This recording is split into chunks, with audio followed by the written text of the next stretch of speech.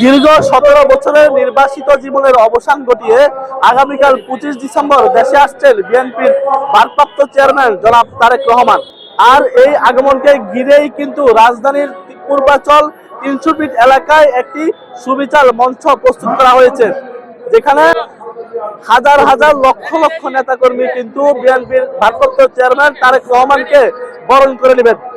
এবং ইতিমধ্যেই কিন্তু বুধবার 24 ডিসেম্বর আজ সকাল থেকেই কিন্তু এই মঞ্চের কাজ প্রায় শেষ পর্যায়ে এসেছে। আমরা ইতিমধ্যেই দেখেছি এই জায়গায় 300 ফিট এলাকাতে কিন্তু বিভিন্ন তোরণ, প্ল্যাকার্ড এবং কি গেট দিয়ে কিন্তু সাজিয়ে দেওয়া হয়েছে এবং কি এই মঞ্চ পুরোপুরি প্রস্তুত বিএনপির ভারপ্রাপ্ত চেয়ারম্যান তারেক রহমানকে বরণ করে নেওয়ার জন্য। আমরা দেখছি এখানে কিন্তু প্রায় একদিন আগেই কিন্তু নেতাকর্মীরা কিন্তু জড়ো হয়েছেন, তারা কিন্তু আসতে শুরু করেছেন এবং কি আমরা দেখছি রাজধানী ছাড়াও কিন্তু কুমিল্লা, কিশোরগঞ্জ, সিলেট, চট্টগ্রাম সহ অর্থাৎ দেশের প্রত্যেকটি জেলা থেকে কিন্তু নেতাকর্মীরা আসছেন এবং তারা কিন্তু আজকে রাত এখানে থাকবেন এবং আগামীকাল তাদের প্রিয় নেতাকে একটিবার দেখার জন্য কিন্তু তারা কিন্তু এই সমাবেশ স্থলে এসে ইতিমধ্যে হাজির হয়েছেন। কেউ কেউ সাথে করে কিন্তু কাঁথা বালিশ নিয়ে এসেছেন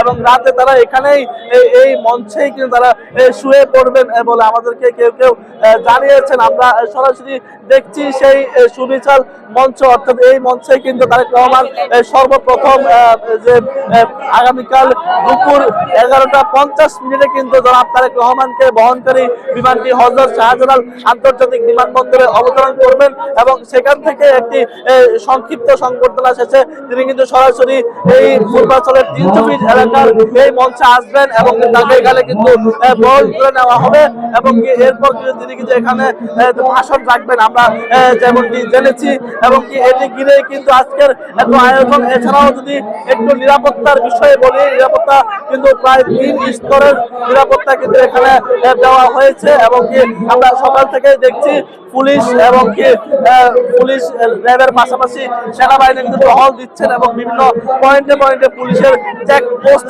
স্থাপন করা হয়েছে বলে আমরা দেখেছি। অর্থাৎ আমরা যেমনটি আপনারা এতক্ষণ বলছিলাম যে বিএনপির ভারপ্রাপ্ত চেয়ারম্যান জনাব তারেক রহমানের আগমনকে ঘিরে কিন্তু রাজধানীর এই 300 ফিট পুরোপুরি প্রস্তুত এবং এখন শুধু অপেক্ষার পালা। সবাই অপেক্ষা করছেন কখন তাদের প্রিয় নেতা আসবেন এবং প্রিয় নেতাকে একটিবার সামনে থেকে দেখবে, যার আদেশ তারা গত 17 বছর সরাসরি না দেখে পালন করেছেন। সেই নেতাকে তারা একটিবার সামনে থেকে দেখবেন, এই আশায় তারা এখানে অপেক্ষা করছেন। এখন সেই অপেক্ষা শেষ হওয়ার পালা। জাহিদ হাসান নাহিদ, সময়ের কণ্ঠস্বর, ঢাকা।